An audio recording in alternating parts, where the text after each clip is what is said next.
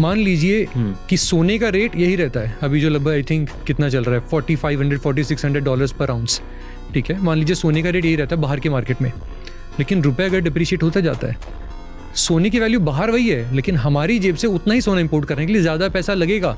हम जो दुकानों से सोना खरीदते हैं उसका रेट और बढ़ेगा। इस वजह से है कि हमारी सरकार बोल रही है कि भैया कम इंपोर्ट करो, लेकिन अब यहाँ पे बात आती है कि ऐसा है तो हमारी करेंसी को स्ट्रांग बनाओ। अब मेरा ये कहना है करेंसी को स्ट्रांग बनाना हमारे हाथ में ही नहीं है।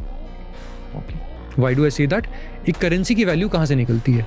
या तो उसके दो ही उसके तरीके हैं। नंबर 1, या तो आपकी करेंसी में बहुत ज़्यादा ट्रेड होता हो।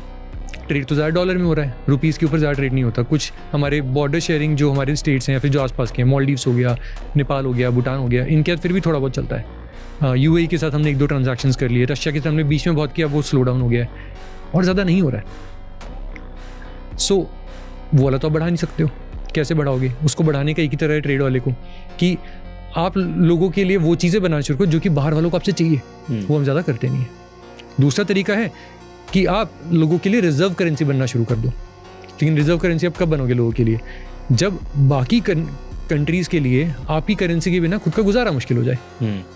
चाइना को पता था वो ट्रेड में ईजिली डॉलर को रिप्लेस नहीं कर सकता। चाइना ने क्या किया? China began to give a lot of date.